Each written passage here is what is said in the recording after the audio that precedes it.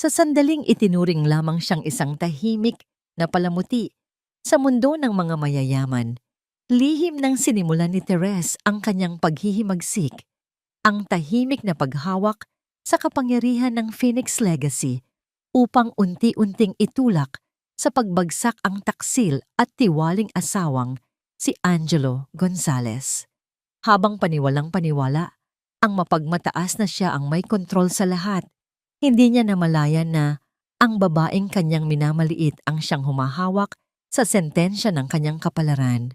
Ngunit kapag tuluyang nagbago ang timbangan ng kapangyarihan at nabunyag ang katotohanan, sapat kaya ang sariling hustisyang binuo ni Therese upang burahin ang mga taong sinayang?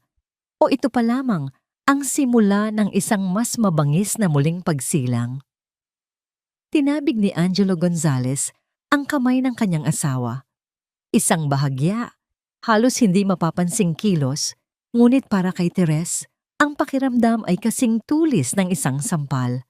Nasanay na siya. Sa 5 taon nilang pagsasama, ang bawat umaga ay may ganitong ritual ng pagbabaliwala. Mamaya na, Tessa. Baka madumihan pa yang kurbata ko sa mantika, sabi ni Gio, hindi man lang inaalis ang tingin sa business section ng diaryong nakalatag sa mesa. Ang boses niya ay walang bahid ng anumang emosyon, parang utos sa isang katulong, hindi pakiusap sa isang asawa. Tumango lang si Therese at dahan-dahang binawi ang kanyang kamay. Ang init mula sa bagong plansang kurbata ay nanatili sa kanyang mga daliri. Isang paalala ng pag-aalagang hindi kailanman nakikita o pinahahalagahan. Ang buong paligid ng kanilang mansyon sa Dasmariñas Village ay sumisigaw ng karangyaan. Mula sa sahig na gawa sa Italian marble hanggang sa mga naglalakihang painting sa dingding, lahat ay perpekto. Si Therese ang nag-aasikaso ng lahat. Siya ang nagpapanatili ng kintab ng sahig, ng kaayusan ng mga gamit, ng katahimikan ng tahanang inuuwian ni Gio gabi-gabi. Pero sa kabila ng lahat, siya ay isang palamuti lamang. Isang magandang bagay na nakalagay sa isang sulok, nakikita pero hindi pinapansin. Nakahanda na ang kape mo, Gio. Mahinahon niyang sabi, habang isinasali ng bagong timplang barako sa paboritong tasa nito. Ang aroma ay pumuno sa malawak na dining area, ngunit tila hindi man lang ito naamoy ni Gio. Salamat, mabilis niyang sagot. Kinuha ang tasa at humigop. Ang mga mata ay nakapako pa rin sa mga numerong nakasulat sa dyaryo. Pagkatapos ng ilang sandali, isang ngiti ang sumilay sa kanyang mga labi. Isang ngiting hindi kailanman para sa kanya. Ito na, Tessa. Ito na talaga. May pagmamalaki sa boses ni Gio. Ang Phoenix Legacy Holdings, they're finally moving forward with the acquisition. Sa oras na makuha ko ang deal na to, Gonzalez Realty will be untouchable. We will be untouchable. Hindi umimik si Therese. Hinayaan niya lang itong magsalita. Hinayaan niyang ipagmalaki ang tagumpay na inaasam-asam nito. Isang tagumpay na ang pundasyon ay puno ng kasinungalingan. Of course, hindi mo maiintindihan tong mga to. Dagdag pa ni Gio na may halong pangiinsulto sa kanyang tono. Basta't ang kailangan mo lang gawin ay siguraduhing maayos ang lahat dito sa bahay. Mag-ayos ka na lang. Huwag mo nang isipin ang mga bagay na hindi mo naman kaya. Isang pamilyar na kirot ang gumuhit sa dibdib ni Therese. Ngunit gaya ng dati, itinago niya ito sa likod ng isang blangkong ekspresyon. Tumayo siya at nagsimulang ligpitin ang mga pinagkainan. Ang tunog ng kanyang mga yapak sa makintab na sahig ang tanging maririnig sa katahimikan.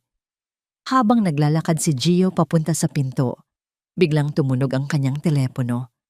Mabilis niya itong sinagot at sa isang iglap, nagbago ang kanyang aura. Ang malamig at aroganteng CEO ay napalitan ng isang lalaking may malambing na boses. Hello? Yes, Attorney Sandoval. Sabi niya, ngunit tumalikod siya kay Therese na para bang nagtatago. Lumakad siya palabas sa balkonahe. Yes, everything's proceeding as planned. Oo naman, I'll see you later. I miss you too. Napatigil sa pagligpit si Therese. Attorney Sandoval, isang pangalang pamilyar na. Ngunit ang huling mga salitang iyon, I miss you too, ay tumatak sa kanyang pandinig na parang lason. Nang bumalik si Gio sa loob, mabilis niyang isinuot ang kanyang sapatos na gawa sa Italianong katad. Sapatos na pinakintab ni Therese kaninang madaling araw. May problema ba? Tanong ni Therese. Ang boses ay kalmado pa rin. Wala. Business. Maikling sagot ni Gio, hindi man lang siya tinitingnan. Si Attorney Sandoval, ang legal counsel ng kabilang partido, kailangan kong i-maintain ang magandang relasyon. Hindi na sumagot si Therese. Pinanood niya lang ang kanyang asawa na maglakad papalabas ng pinto. Dala-dala ang portfolio na inihanda niya, suot ang damit na pinlansya niya at paalis. Para sa isang tagumpay na hindi para sa kanilang dalawa. Nang marinig niya ang ugong ng sasakyan ni Gio na papalayo, doon lang siya huminga ng malalim. Gaya ng kanyang nakagawian, nilinis niya ang buong bahay.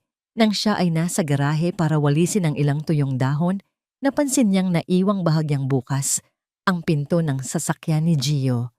Kinatok niya ang bintana at nang walang sumagot, marahan niya itong binuksan para isara ng maayos. Ngunit may isang bagay sa sahig ng passenger seat na kumuha ng kanyang atensyon. Isang kislap. Yumuko siya at dinampot ito. Isang maliit na hikaw na may kumikinang na diamante. Isang disenyong moderno at mapangahas. Isang disenyong hindi niya kailanman isusuot. Tinitigan niya ito ng matagal. Hindi siya umiyak. Hindi siya nagalit. Ang tanging naramdaman niya ay isang kakaibang kapanatagan. Ito na ang huling patunay na kailangan niya. Isinara niya ang kanyang palad. Ang matutulis na dulo ng hikaw ay bumaon sa kanyang balat. Itinago niya ito sa kanyang bulsa at isinara ang pinto ng sasakyan. Ang araw ay lumipas ng walang pinagbago. Nagluto siya, naglinis, at naghintay. Gabi. Dumating si Gio na amoy alak at mamahaling pabango ng babae. Hindi na ito nag-abala pang magtago. Dumiretso ito sa kanilang silid at agad na natulog. Hilik ang tanging ambag sa katahimikan ng gabi. Naghintay si Therese ng isang oras. Nang masiguro niyang mahimbing na ang tulog ng kanyang asawa, dahan-dahan siyang bumangon. Naglakad siya papunta sa kabilang dulo ng mansyon, sa isang silid na laging nakalock. Ang kanyang personal na aklatan, iyon ang alam ni Gio. Pero sa likod ng estante ng mga libro, may isang nakatagong pinto. Binuksan niya ito at pumasok sa isang modernong opisina. Taliwas sa imahe ng buong bahay, ang silid na ito ay minimalist, malamig, at puno ng teknolohiya. Umupo siya sa kanyang high-tech na upuan sa harap ng 3 malalaking monitor. Ang pagod na anyo ng isang may bahay ay unti-unting naglaho sa kanyang muka. Nawala ang baluktot na postura, napalitan ito ng tuwid na tindig ng isang taong may awtoridad. Ang kanyang mga mata, na kanina'y malungkot at walang buhay, ay ngayoy matalas at puno ng determinasyon. Binuksan niya ang kanyang laptop. Ang lumabas sa screen ay hindi mga recipe ng pagkain o mga tips sa paglilinis. Ito ay ang logo ng Phoenix Legacy Holdings. Isang video call ang pumasok. Agad niya itong sinagot. Ang muka ng isang lalaking nasa edad 50. Si Ramon Castillo, ang kanyang pinagkakatiwalaang kanang kamay, ang lumitaw sa screen. Good evening, Ma'am Therese. Magalang na bati ni Ramon. Ramon, sagot ni Therese. Ang boses niya ay ganap na nagbago. Malamig, kontrolado, makapangyarihan. Is everything in place for the due diligence team? Yes, ma'am. They are ready to enter Gonzales Realty tomorrow. We have the preliminary findings on the financial leaks you pointed out. Mukhang tama po ang lahat ng hinala ninyo. Tumango si Therese. Ang kanyang mga daliri ay marahang nagtap sa mesa. Good. I want them to be thorough. I want every single anomaly exposed. I want him to feel the pressure building up, brick by brick, until he has nowhere else to turn.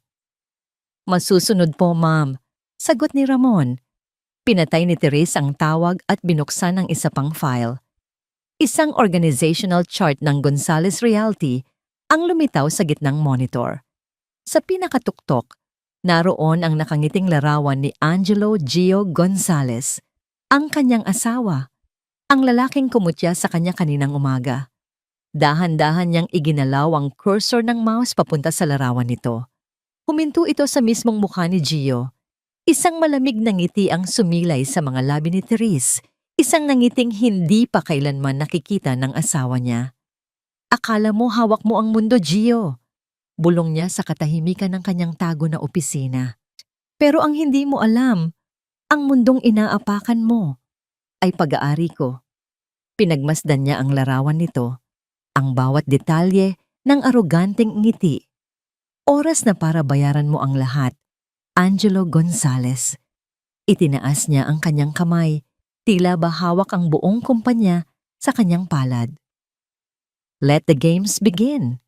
Ang mundo ni Angelo Gonzales ay perpektong nahahati sa dalawa. Ang una ay ang mundong inuuwian niya gabi-gabi. Isang mansyon na amoy lumang pera at obligasyon, kung saan ang bawat sulok ay nagpapaalala sa kanya ng isang buhay na hindi niya pinili, kasama ang isang asawang tila anino na lang na sumusunod sa kanya. At mayroon pang ikalawa, ang mundong ito. Dito, sa penthouse unit sa pinakatuktok ng isang nagtataasang gusali sa Bonifacio Global City, ang hangin ay amoy tagumpay. Dito, ang tanawin ay ang nagkikislapang mga ilaw ng syudad, isang paalala ng lahat ng bagay na abot kamay na niya. At dito, ang kasama niya ay isang babaeng kasingkinang ng mga diamante sa kanyang leeg. Are you even listening to me, Gio? Naputol ang pagmumuni-muni ni Angelo nang marinig ang matamis. Ngunit may himig ng pagkainip na boses ni Katrina Sandoval.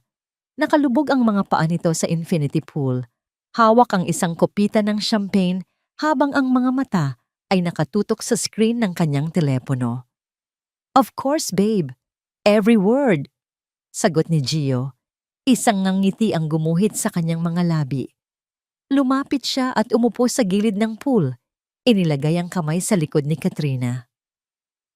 Sinasabi kong sa oras na mapirmahan ang deal sa Phoenix, we can have this every day. A penthouse in every major city in the world, kung gugustuhin mo.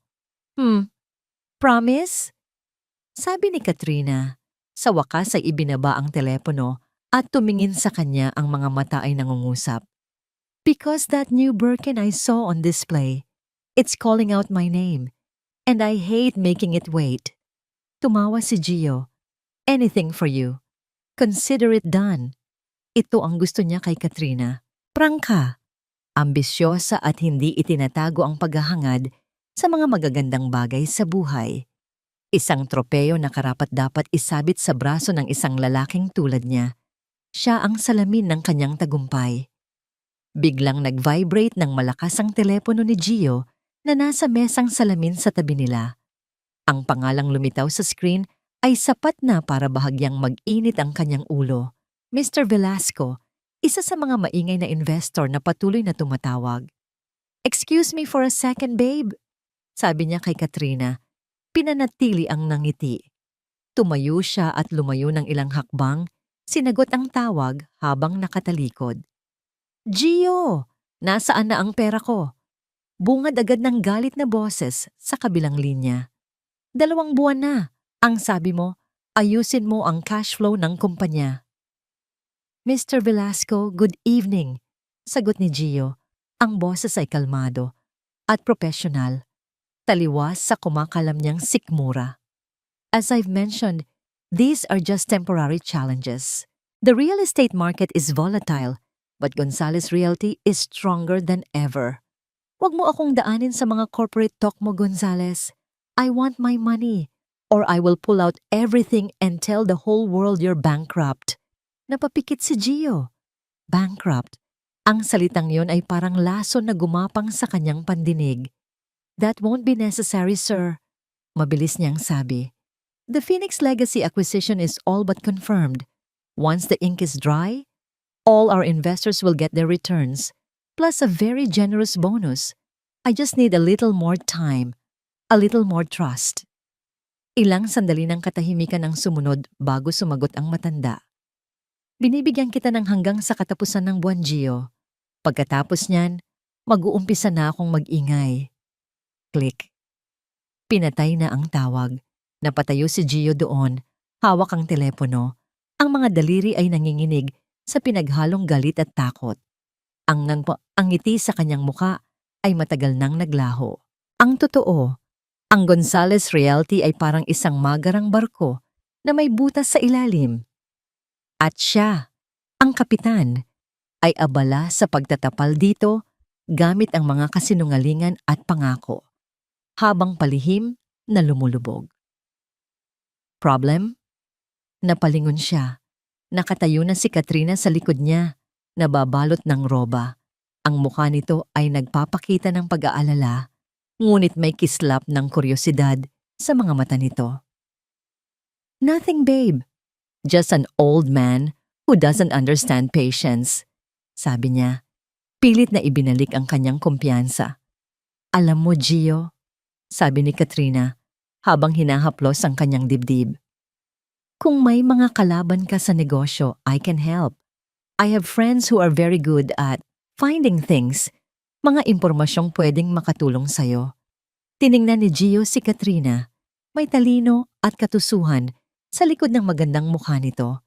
Bahagya siyang humanga, ngunit agad ding iwinaksi ang ideya. "I appreciate the offer, Kat, but I can handle this. Ako ang gumawa ng Gonzales Realty from the ground up. I know what I'm doing." Hindi niya kailangan ng tulong, lalo na mula sa isang babae. Hating gabi na nang umuwi si Gio. Ang amoy ng champagne at pabango ni Katrina ay kumakapit pa rin sa kanyang damit. Pagpasok niya sa malaking pinto ng kanilang bahay, ang sumalubong sa kanya ay ang nakakabinging katahimikan at ang malabong ilaw mula sa kusina. At nandoon si Therese, nakaupo sa may mesa, nagbabasa ng libro. Nag-angat ito ng tingin pagkarating niya. "Gabi na," sabi nito. Ang boses ay walang emosyon, pero para kay Gio, ito'y parang isang akusasyon. "I had a late meeting," sagot niya.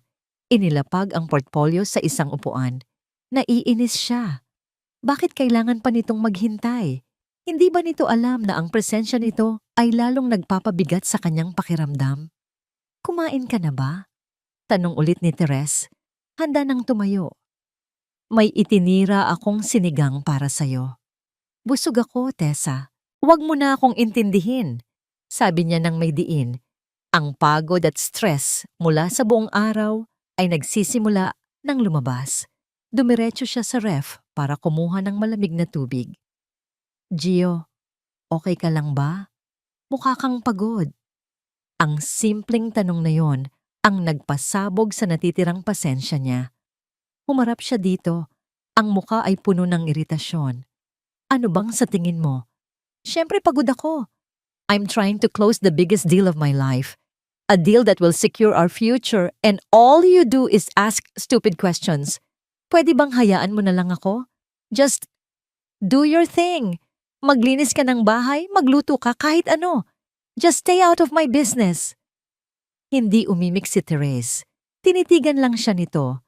Ang mga mata ay kalmado, halos walang mababasa. At iyon ang lalong kinaiinisan ni Gio, ang katahimikan nito. Parang isang salamin na ipinapakita sa kanya ang lahat ng kanyang pagkakamali.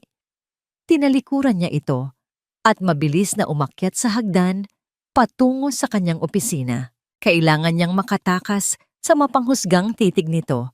Pagkaupo niya sa kanyang silya, binuksan niya ang kanyang laptop, umaasang malilibang ang sarili sa trabaho.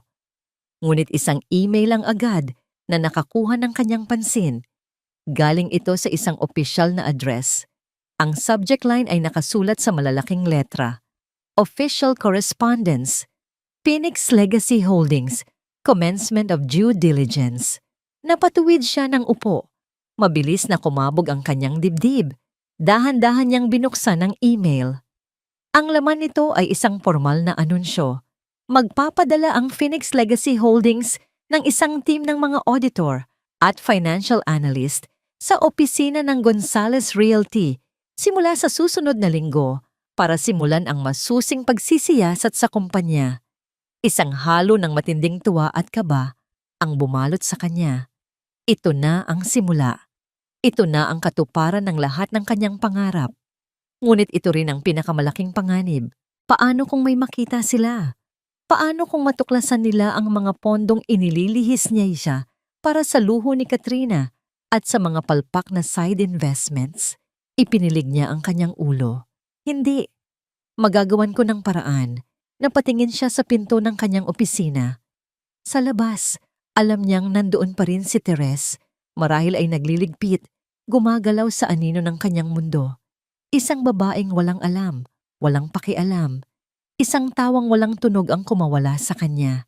Isang tawa ng isang taong nasa bingit ng tagumpay o kabiguan. Tinitigan niya muli ang email sa screen, ang logo ng Phoenix na tila isang nagliliyab na ibon. Ito na. Bulong niya sa kanyang sarili. Ang mga kamay ay nakakuyom sa ibabaw ng mesa. Ang boses niya ay puno ng desperasyon at pag-asa. Ito na ang magliligtas sa akin. Good morning, Madam Chairman. Ang boses ay nagmula sa Paris, sinundan ng isa pang pagbati mula sa Singapore at isa pa mula sa New York. Sa screen sa harap ni Therese Alcantara Gonzalez, 6 na mukha ng mga pinakamatatalinong tao sa larangan ng corporate law at forensic accounting ang nakahanay, naghihintay ng kanyang utos. Dito, sa loob ng kanyang nakatagong opisina, hindi siya si Tessa ang asawang anino. Dito, siya ang reyna sa kanyang sariling kaharian. Good morning, gentlemen. Sagot ni Therese. Ang kanyang boses ay matatag at walang bahid ng pag-aalinlangan. Let's make this quick. The due diligence on Gonzales Realty commences today. I want a full spectrum analysis, but with surgical precision. Mr. Dubois, your team in Paris will focus on international wire transfers from the last 3 years. Look for patterns, specifically small, recurring amounts to non-corporate entities. Understood, Madam. Sagot ng lalaking Frances. Miss Chen, your team in Singapore will handle asset verification. I suspect there are properties and accounts under a different name, a proxy. The name is Katrina Sandoval. I want to know everything she owns and how she paid for it. We are on it, Madam Chairman. Tugon ng babaeng taga-Singapore. Isa-isa niyang binigyan ng direktiba ang bawat isa. Ang kanyang mga salita ay matalas. Ang kanyang mga utos ay malinaw. Alam niya kung saan titingin. Alam niya kung anong bato ang bubungkalin dahil sa loob ng 2 taon, habang nagpapanggap na abala sa pag-aalaga ng mga halaman, ang totoo'y pinag-aaralan niya ang bawat galaw ni Gio, ang bawat butas sa kanyang imperyong gawa sa kasinungalingan. Your primary objective is not to find cause to stop the acquisition. Pagtatapos niya, ang mga mata ay malamig na nakatitig sa kamera. The acquisition will proceed.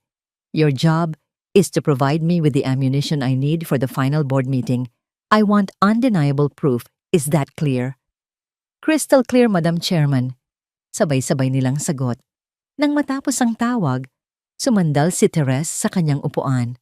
Isang malalim na hininga ang kanyang pinakawalan. At sa isang iglap, ang bigat ng kanyang ginagawa ay muling dumagan sa kanyang mga balikat. Hindi ito isang simpleng takeover. Ito ay isang paghuhukom. Napapikit siya at ang alaala ng isang silid sa ospital ang bumalik sa kanya. Ang amoy ng antiseptic, ang mahinang tunog ng life support machine, at ang kamay ng kanyang ama, mahigpit na nakahawak sa kanya, kahit na ito'y nanghihina na. Anak? Therese. Bulong ng kanyang amang si Don Ricardo Alcantara, ang nag-iisang haligi ng Phoenix Legacy Holdings. Ang lahat ng ito, ang Phoenix, sa'yo ko iiwan. Itay, wag po kayong magsalita ng ganyan. Pigil niya, nangingilid ang luha. Makinig ka, sabi ng matanda. May diin sa bawat salita. This empire can be a blessing or a curse. At ang asawa mo, si Angelo, hindi ako sigurado sa kanya. Natahimik si Teres. Gawin mo itong isang pagsubok, anak. Patuloy ng kanyang ama. Hayaan mo siyang isipin na wala kang dala, kundi ang apelyido mo. Hayaan mong lumabas ang tunay niyang kulay. Ang kayamanang ito ay sandata. Gamitin mo ito para protektahan ang sarili mo. Promise me, Teres. Promise me you will be wise. I promise, Itay. Bulong niya sa sarili habang minulat ang mga mata pabalik sa kasalukuyan. Ang pighati ay naroon pa rin. Sariwa na parang kahapon lang. Tinupad niya ang kanyang pangako. At sa pagtupad nito, nasaksihan niya ang unti-unting pagkasira ng lalaking minsan niyang minahal. Narinig niya ang mga yabag sa labas ng kanyang opisina. Mabilis siyang tumayo, pinatay ang mga monitor, at lumabas mula sa lihim na pinto. Isinara ito nang walang anumang ingay. Pagbalik niya sa kusina, ang anyo niya ay muling naging si Tessa, ang simpleng may bahay. Sakto sa pagbaba ni Gio mula sa hagdan, suot ang isang mamahaling suit, ang mukha ay nagliliwanag sa pag-asa. Tessa, good morning! Bati nito, isang himalang hindi niya madalas gawin. Today is the day. The Phoenix team is coming in. This is it. Pumunta ito sa may coffee machine at nagsalin ng kape, hindi mapigilan ang ngiti. Grabe ang team na pinadala nila. Mga international auditors daw. Ganyan sila kaseryoso sa kumpanya ko. They see the potential. They see my genius. Nagpatuloy lang si Teres sa paghahanda ng almusal, tahimik na nakikinig sa kayabangan nito. Alam mo, itong mga bagay na to, sobrang komplikado, sabi pa ni Gio na para bang nagpapaliwanag sa isang bata. Due diligence ang tawag dito. Titingnan nila lahat ng libro ng kumpanya, lahat ng accounts. It's a very stressful process. But for a seasoned businessman like me, it's just another Tuesday. Inilapag ni Therese ang plato ng agahan sa harap ni Gio. Isang simpleng sinangag at itlog, ang pagkain ng isang ordinaryong araw. Sa isang araw na babago sa lahat. Good luck, Gio, sabi niya. Ang boses ay mahinahon. Ngumisi lang si Gio. I don't need luck, Tessa.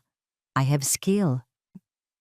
Habang kumakain si Gio, tumunog ang telepono ni Teres. Isang text message. Tiningnan niya ito. Galing kay Ramon. Ma'am, we have initial access. Natagpuan na po namin ang mga unang bakas ng fund transfer. Ang lahat ng account numbers ay tumutugma sa pangalang ibinigay ninyo. Katrina Sandoval. Napahigpit ang hawak ni Teres sa kanyang telepono sa ilalim ng mesa. Narito na. Ang unang hakbang, ang unang hibla sa sapot na matagal na niyang hinahabi. Nag-angat siya ng tingin kay Gio, na abala sa pagkain at pagtingin sa kanyang telepono. Walang kamalay-malay. Isang tupa na masayang naglalakad papunta sa katayan. Nang matapos ito at tumayo para umalis, hinalikan siya nito sa pisngi. Isang kilos na automatiko at walang pakiramdam. Wish me well, sabi nito. Tumango lang siya. Nang makaalis na si Gio, naiwan siyang mag-isa sa malawak na dining area. Ang katahimikan ay tila mas mabigat kaysa dati. Naglakad siya papunta sa sala, kung saan nakasabit sa dingding ang kanilang malaking wedding portrait. Sila, 5 taon na ang nakalipas. Ang nangiti ni Gio ay totoo pa noon. Ang pag-asa sa kanyang mga mata ay tunay pa. At siya ay isang babaeng umiibig nang walang pag-aalinlangan. Isang taksil na luha ang pumatak mula sa kanyang kaliwang mata, gumuhit sa kanyang pisngi. Ang luha para sa babae sa larawan, ang luha para sa pag-ibig na namatay, ang luha para sa pangakong napako. Pero mabilis niya itong pinunasan. Ang kanyang palad ay naging kamao. Ang kalungkutan sa kanyang mga mata ay napalitan ng bakal na determinasyon. Kinuha niya ang kanyang telepono at tinawagan si Ramon. Ramon, Sabi niya nang sagutin nito ang tawag. Yes, ma'am? Tumingin si Therese sa labas ng bintana, sa daan kung saan dumaan ang sasakyan ni Gio kanina. Ang daan patungo sa pagbagsak nito. It's time to meet Miss Sandoval. Para kay Katrina Sandoval, ang pasensya ay isang birtud na para lamang sa mga taong walang ibang pagpipilian. At siya, sa pagkakaalam niya, ay laging may pagpipilian. Kaya naman nang lapitan siya ng isang lalaking hindi niya kilala sa paborito niyang rooftop bar sa Makati, hindi siya nagpakita ng takot. Kuryosidad, marahil, pagkairita, konti. Ngunit hindi takot. Ang takot ay para sa mga babaeng walang hawak na alas. Miss Sandoval, I presume? Tanong ng lalaki. Ito ay nasa edad 40. Suot ang isang tila sinadyang hindi mamahaling suit, ngunit ang relo sa kanyang pulso at ang sapatos sa kanyang mga paa ay sumisigaw ng tunay na yaman. Ang kanyang ngiti ay magalang, ngunit ang kanyang mga mata ay matalas na parang isang agila. And who's asking? Sagot ni Katrina habang umiikot ang kanyang daliri sa bibig ng kanyang wine glass. Let's just say I represent a group of investors, sabi ng lalaki, umupo sa silyang nasa tapat niya nang walang paanyaya. A group that has a keen interest in the future of Gonzales Realty and by extension, your future. Tinasan siya ni Katrina ng kilay. My future is perfectly fine. Thank you very much. Is it? Ngumiti ang lalaki. Isang ngayon ng ngiting hindi umabot sa kanyang mga mata. You're a smart woman, Miss Sandoval. You know that Mr. Gonzales is living on borrowed time. His company is a house of cards. The Phoenix Legacy acquisition isn't a merger. It's a lifeline. At kapag lumubog ang barko niya, sa tingin mo ba ay isasama ka niya sa lifeboat? Natahimik si Katrina. Ang mga salita ng lalaki ay tumama sa isang kaba na matagal na niyang itinatago sa likod ng mga mamahaling damit at alahas. What do you want? Diretsong tanong niya. Inilapag ng lalaki ang isang maliit na calling card sa mesa. Walang pangalan. Isang numero lamang na may international code. My employers believe that you are in a unique position to help expedite Mr. Gonzalez's downfall. They know about the funds he's been diverting. The lavish gifts, this penthouse, lahat ng yan ay galing sa pera ng kumpanya. And why would I help you? Dito, bahagyang sumandal ang lalaki, ang kanyang boses ay naging isang mapang-akit na bulong. Because my employers are prepared to offer you something Mr. Gonzales never can. Security. A numbered Swiss bank account with $5 million, a one-way first-class ticket to Milan, where a new life awaits you. No strings attached. All we need is proof. Undeniable proof of his financial crimes. Something concrete. Something digital. $5 milyong. Ang halaga ay umalingaw-ngaw sa isip ni Katrina. Iyon ay hindi lang pambili ng ilang Birkin bag. Iyon ay kalayaan. Iyon ay kapangyarihan. Iyon ay ang katiyakang hindi na niya kailanman kakailanganing umasa sa mga pangako ng kahit sinong lalaki. I'll think about it, sabi niya. Pilit na pinanatiling kalmado ang kanyang boses habang dinadampot ang calling card. Don't think too long, Miss Sandoval, sabi ng lalaki. Tumayo na. Offers like this have a very short expiration date. At sa isang iglap, naglakad na ito palayo at nawala sa gitna ng mga tao. Kinabukasan, ang alok ay parang isang multo sa isip ni Katrina. Sinubukan niyang tawagan si Gio para humingi ng katiyakan, para subukang paniwalain ang sarili na ang landas na tinatahak niya ay tama pa rin. Gio, babe, how's the due diligence going? Tanong niya sa telepono, habang tinitingnan ng brochure ng isang bagong labas na sports car. It's a headache, Kat. A complete headache. Sagot ni Gio. Ang boses ay puno ng stress. These Phoenix people are like sharks. They're looking at everything. Ang dami nilang tanong. Ang dami nilang hinahanap.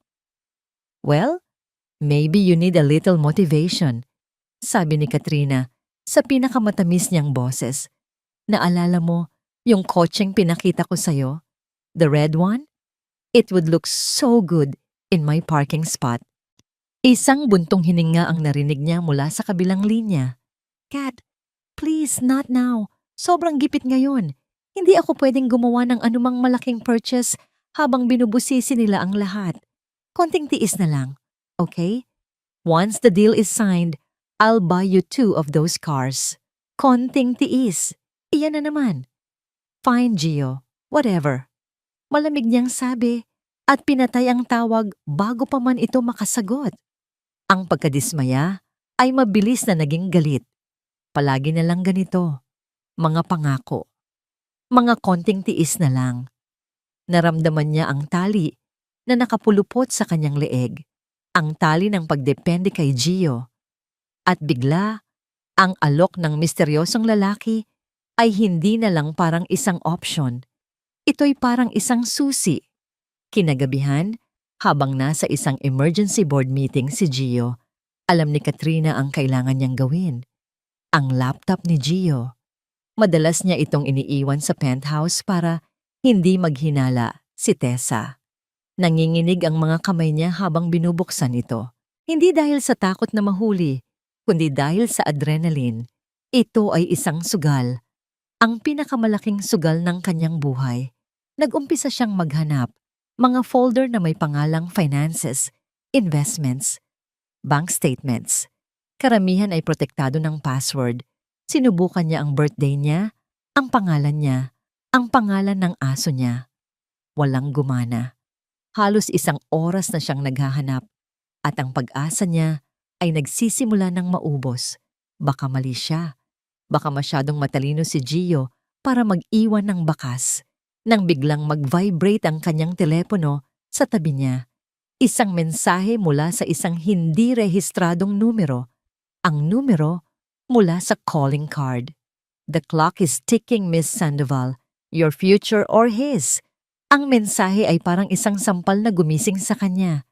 Hindi siya susuko. Mayroon doon, kailangan niya lang hanapin. Nag-isip siya.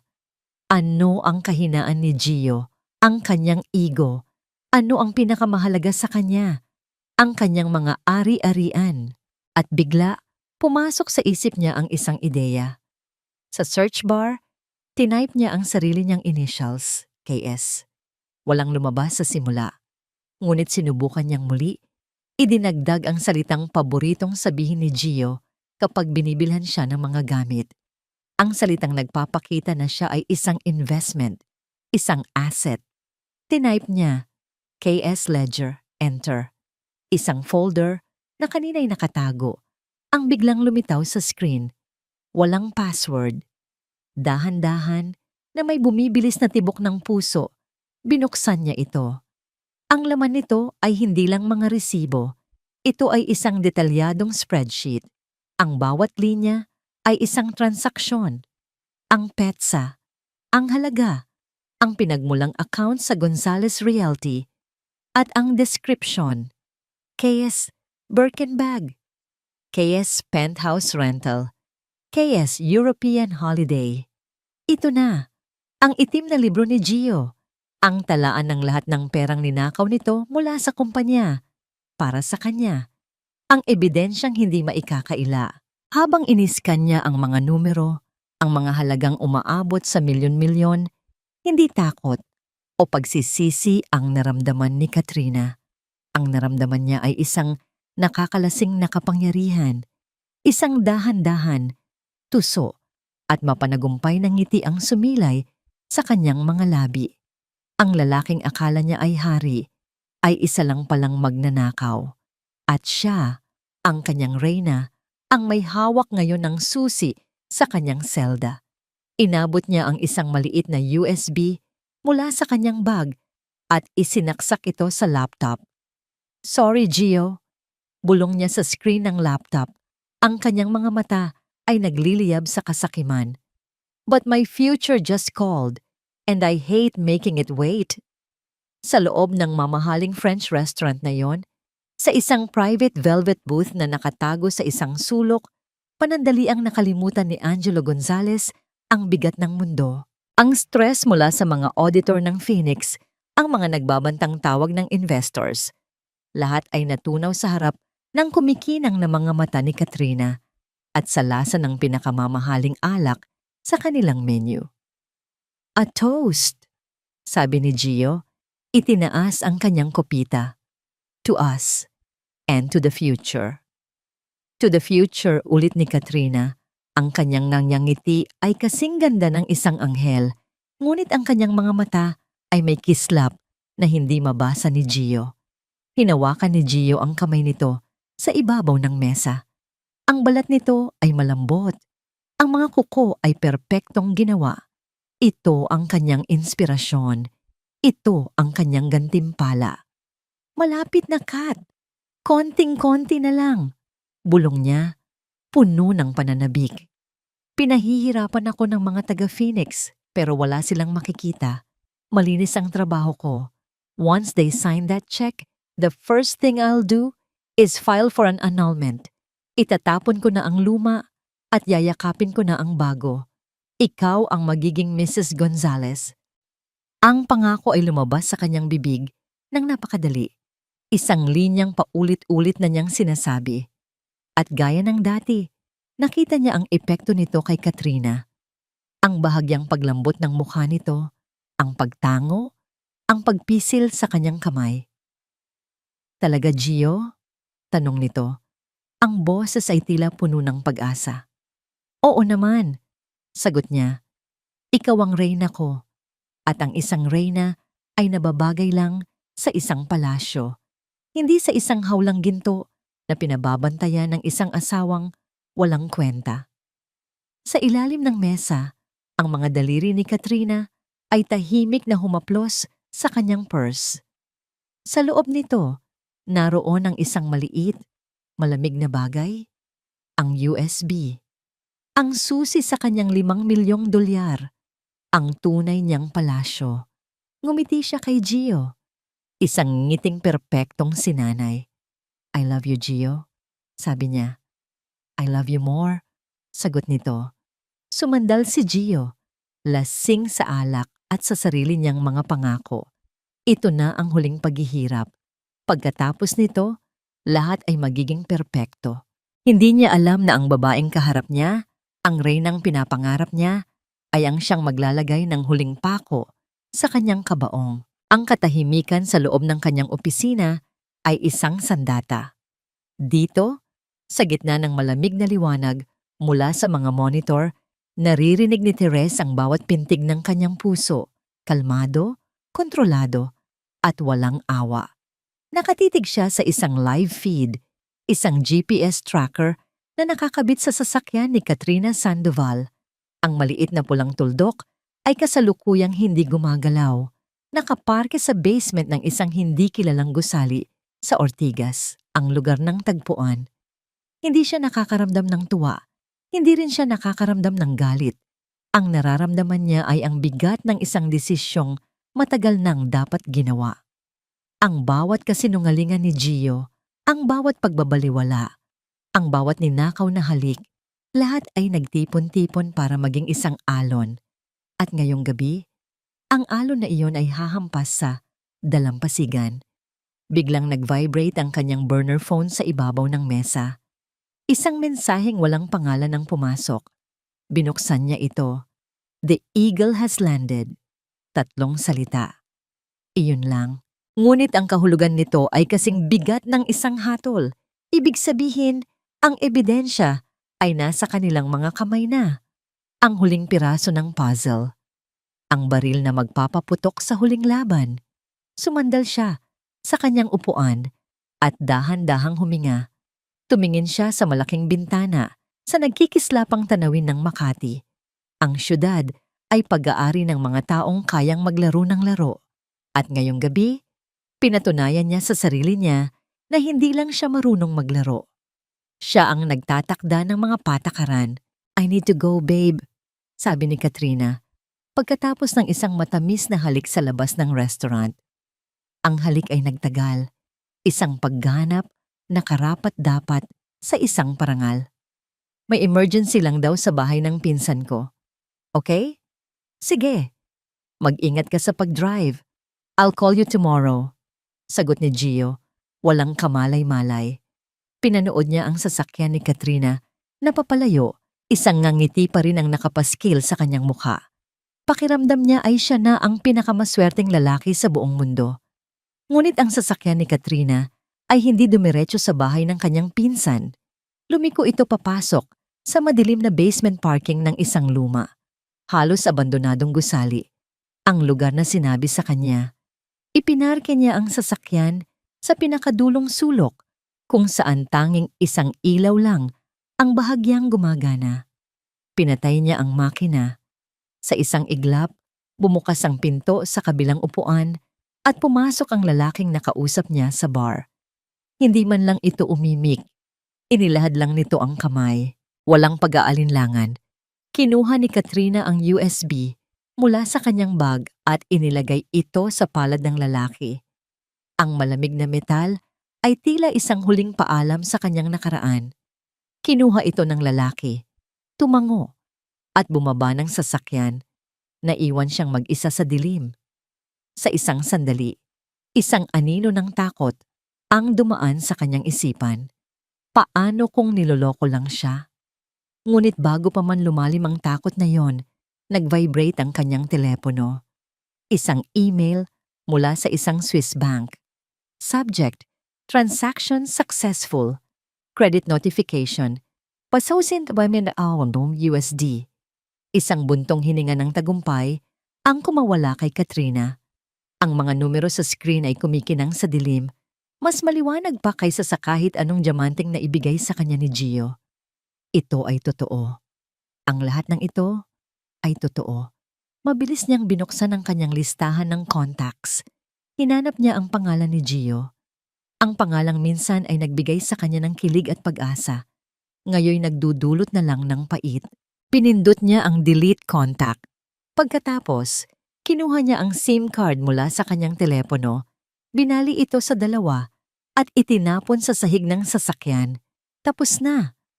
Pinaandar niya ang makina at habang mabilis na lumalabas ang sasakyan mula sa madilim na basement, isang malamig na ngiti ang sumilay sa kanyang mga labi. Hindi niya na kailangang lumingon pa. Ang nakaraan ay mananatili sa dilim na yon, kasama ang isang lalaking walang kamalay-malay na ang kanyang reyna ay isa palang ahas. Humuhuni si Gio habang pumapasok sa pinto ng kanilang mansyon. Ang lasa ng alak at ang alaala ng halik ni Katrina ay nagbigay sa kanya ng magaan na pakiramdam. Ang tagumpay ay abot kamay na niya.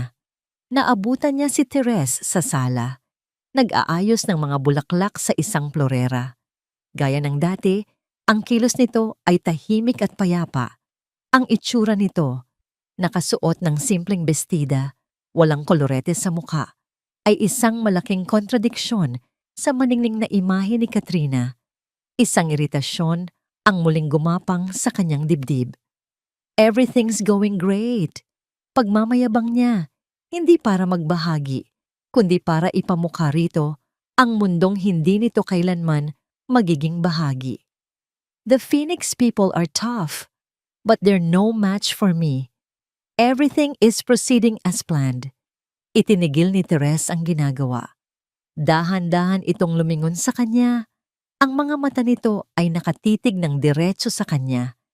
Isang bagay na bihira nitong gawin. Mayroong kakaiba sa titig na yon ngayong gabi. Isang klase ng intensidad na hindi pa niya nakikita dati. Parang isang kalmadong dagat bago ang pinakamalakas na bagyo. Are you sure, Gio? Ang tanong ay simple. Ngunit ang paraan ng pagkakabigkas nito ay nagpadala ng bahagyang kaba sa kanyang dibdib. Ang boses nito ay hindi nag-aalala o mausisa. Ito ay malamig, kasing lamig ng bakal. Napakunot ang noo ni Gio. Anong klaseng tanong yan? Of course, I'm sure. Hindi sumagot si Therese. Sa halip ang mga mata nito ay marahang bumaba. Tumitig sa kanyang dibdib, sa bandang kwelyo ng kanyang polo. May lipstick ka, sabi nito. Ang boses ay nanatiling patag. Hindi yan ang kulay na ginagamit ko. Natigilan si Gio. Agad niyang kinapa ang kanyang kwelyo. Wala siyang makita, pero ang pagkataranta ay nagsimula nang kumalat sa kanyang sistema. Paano? Palagi siyang maingat. It's nothing. Baka sa meeting lang kanina. I see. Putol ni Therese sa kanyang palusot. Hindi nito hinintay ang kanyang paliwanag. Tinalikuran na siya nito at ipinagpatuloy ang pag-aayos ng mga bulaklak. Bawat tangkay ay maingat na inilalagay sa florera na para bang iyon ang pinakamahalagang bagay sa mundo.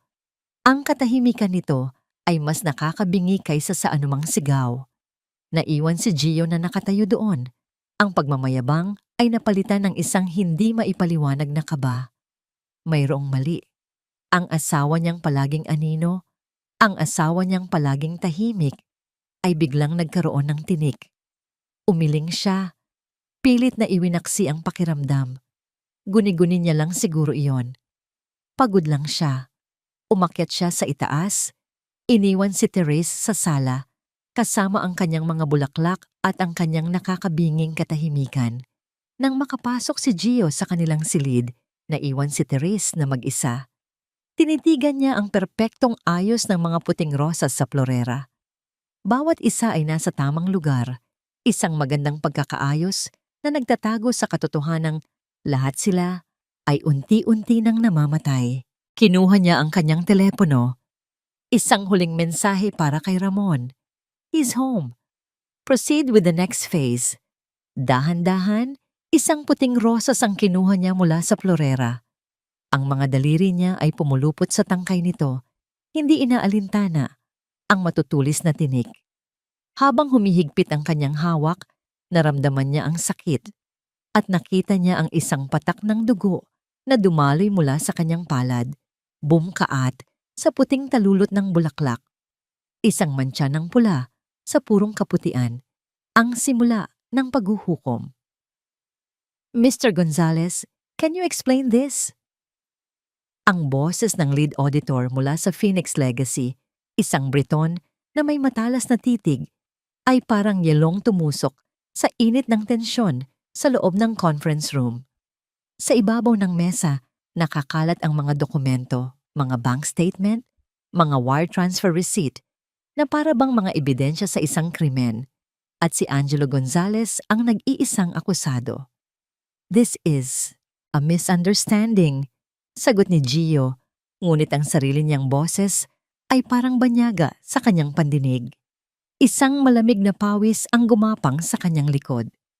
These are standard operational expenses. Standard? Putol ng auditor.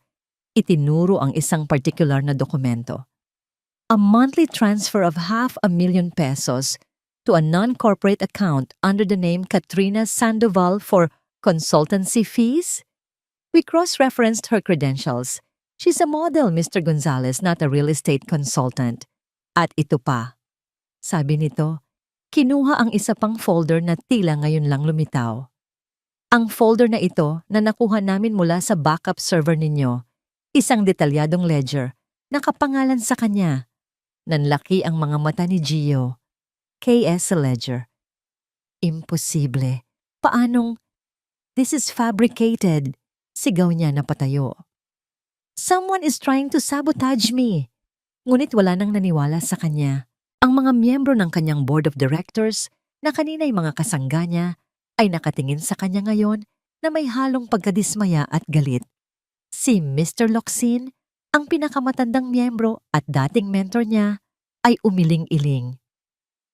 Angelo, sabi ng matanda, ang boses ay puno ng pait. Pinagkatiwalaan ka namin. Ang pondo ng kumpanya, ang kinabukasan ng mga empleyado natin. Sinira mo yon. Teka lang, let me explain. Pakiusap ni Gio, ang kanyang pagiging arogante ay napalitan ng purong pagkataranta.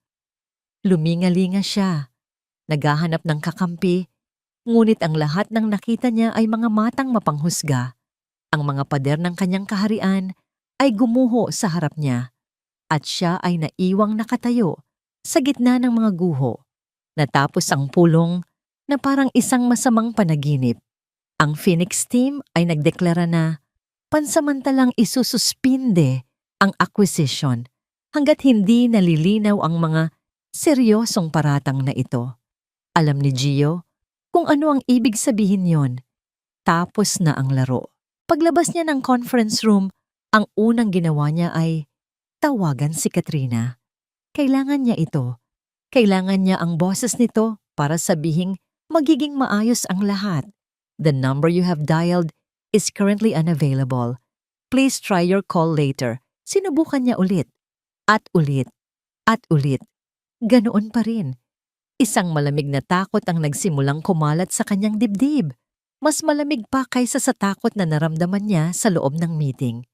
Pumunta siya sa kanyang opisina at sinubukang tawagan ang landline ng penthouse.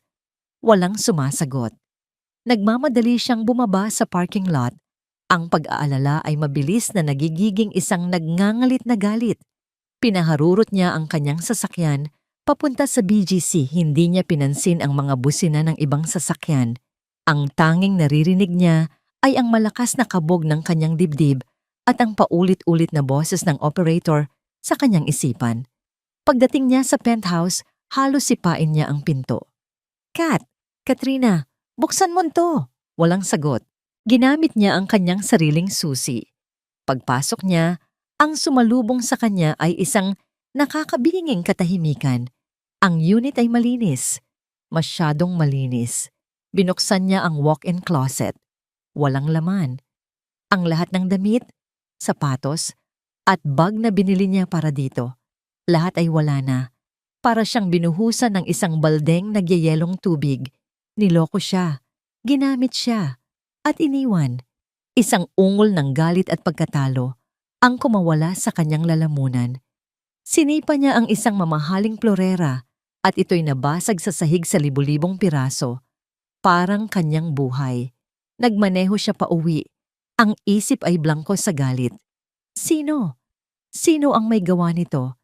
Sino ang nagtraidor sa kanya? At sa gitna ng kanyang pag-iisip, isang mukha ang pumasok sa kanyang isipan. Ang mukha ng kanyang asawa. Ang kalmadong mukha nito kagabi. Ang kakaibang titig. "Are you sure, Gio?" Pagpasok niya sa kanilang mansyon, naabutan niya si Teresa sa sala. Nagdidilig ng mga halaman, ang mundo nito ay tila payapa at hindi apektado ng bagyong sumisira sa kanya. Ang kalmadong imahe na yon ang nagsilbing gasolina sa apoy ng kanyang galit. "Ikaw!" Sigaw niya, ang daliri ay nakaturo dito. "May kinalaman ka ba dito?" Nag-angat ng tingin si Therese, walang bakas ng gulat sa muka. "Sa alin, Gio? Huwag ka nang magkunwari. Alam kong may alam ka. Magsalita ka." "Wala akong alam sa mga gulo mo sa opisina," sagot ni Therese. Ipinagpatuloy ang pagdidilig. "Gulo! Sinisira nila ako, Therese. At ikaw, nandito ka lang. Nagdidilig ng mga letseng halaman na, yan." Lumapit siya. Ang mukha ay isang pulgada na lang ang layo sa mukha nito. "Simula nang dumating ka sa buhay ko, puro kamalasan ang dala mo. You're bad luck. Isang palamuting walang silbi na nagdala lang ng malas." Hindi umimik si Therese. Tinitigan lang siya nito. At sa mga matang yon, walang takot. Wala kahit ano. Ang kawalan ng reaksyon nito ang lalong nagpagalit sa kanya. Gusto niyang may makitang takot, awa, kahit ano. Ngunit wala. Tinalikuran niya ito at sinipa ang isang maliit na mesa sa kanyang daraanan. "Get out of my sight!" Umakyat siya sa kanyang opisina at isinara ang pinto ng malakas. Naupo siya sa kanyang silya, sinabunutan ng sariling buhok. Wasak na siya. Tapos na siya. Biglang tumunog ang kanyang email. Nanginginig ang mga kamay niya habang binubuksan ito. Galing sa kanyang Chief Financial Officer, ang taong matagal na niyang kasama sa kumpanya. Ang subject, immediate resignation. Ang laman ng email ay maikli lang. "Angelo, I can no longer be a part of this. Attached is my official and irrevocable resignation effective immediately. Hindi kayang sikmurain ng konsensya ko na pagtakpan pa ang mga krimen na ito. Regards, Roberto Diaz Crimen. Ang salitang yon ay tumatak sa kanyang isipan. Hindi na ito sabotage o iha. Misunderstanding. Ito ay isang krimen at siya ang kriminal. Napatitig si Gio sa screen, ang huling hibla ng pag-asa ay tuluyan ng naputol. Ang mga pader ay hindi lang bumagsak. Inilibing siya ng mga ito ng buhay. Ang gabi ay ginugol ni Angelo Gonzalez sa isang desperadong paghahanap. Hindi paghahanap ng solusyon, kundi ng kasagutan. Sino? Paano? Bakit? Ang mga tanong ay umuulit sa kanyang isipan na parang sirang plaka habang walang tigil niyang kinakalikot ang kanyang computer. Doon, sa gitna ng daan-daang files, natagpuan niya ito. Isang subfolder sa security software ng Penthouse na hindi niya alam na umiiral. Visitor logs and hallway CCTV. Ang puso niya ay nagsimulang tumibok ng mas mabilis. Pinlay niya ang recording mula 2 gabi na ang nakalipas. Ang gabi ng pagtataksil. Nakita niya ang sarili na masayang lumabas ng elevator kasama si Katrina. Nakita niya ang pag-alis niya pagkatapos. At pagkatapos ng ilang oras, ang elevator ay muling bumukas. Lumabas mula dito ang isang lalaking pamilyar sa kanya, ang head of security ng Gonzalez Realty. Isang taong pinagkakatiwalaan niya. Ngunit hindi ito nag-iisa. Kasama nito ang isang babae, si Katrina. Pinanood niya sa screen na may nanlalaking mga mata habang iniaabot ni Katrina ang isang bagay na maliit at kumikinang sa security head, isang USB drive. Nag-usap sila ng ilang sandali. Isang yamang ngiti ang nasa mga labi ni Katrina at pagkatapos ay sabay silang sumakay muli sa elevator. Ang hangin ay tila naubos sa baga ni Gio. Hindi isang estranghero, hindi isang kalaban sa negosyo, kundi ang sarili niyang tauhan. Ang babaeng minahal niya at ang taong pinagkatiwalaan niya para protektahan siya. Sila ang nagsabwatan para sirain siya. Isang tawang walang saya ang kumawala sa kanya. Isang tawa ng isang taong nalinlang ng husto. Isang tawa ng isang taong tuluyan ng nawala sa katinuan. Sa isang iglap ng purong galit, hinablot niya ang mamahaling laptop at ibinato ito sa pader. Ang screen ay nabasag. Ang huling imahe ni Katrina ay naging isang mosaic ng pagkawasak. Dinampot niya ang isang bote ng whiskey sa kanyang minibar at nilagok ito na parang tubig. Sinuntok niya ang pader. Hindi ininda ang sakit hanggang sa ang kanyang mga daliri ay nagdugo. Sinira niya ang lahat ng bagay na abot ng kanyang kamay, mga tropeo ng tagumpay, mga larawan ng kanyang mga nagawa. Lahat ng ito ngayoy mga simbolo na lang ng kanyang katangahan. Nang halos wala nang matira para sirain, tumunog ang kanyang telepono. Isang tawag mula sa bangko. Mr. Gonzalez, sabi ng malamig na boses sa kabilang linya. We regret to inform you that due to the recent findings of financial instability and pending investigation, we are officially freezing all corporate and personal accounts tied to Gonzalez Realty, effective immediately. Freeze! Ang salitang iyon ay parang isang martilyong bumaon sa huling pako ng kanyang kabaong. Wala na. Wala nang pera.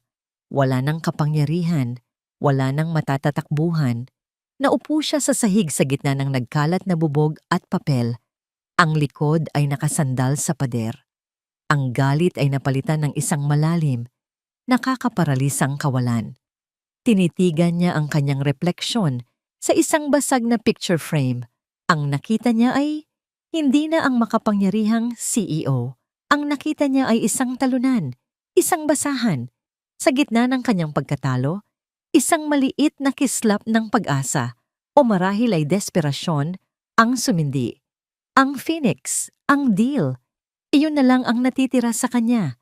Kahit na sa pinakamababang halaga, kahit na sa pinakakahiyahiyang mga termino, Kailangan niyang makuha ang deal na yon. Iyon na lang ang tanging paraan para makabangon muli. Biglang bumukas ang pinto ng kanyang opisina. Pumasok ang kanyang sekretarya. Ang mukha ay puno ng awa at takot. "Sir," nanginginig nitong sabi. Tumawag po ang opisina ng Phoenix Legacy Holdings.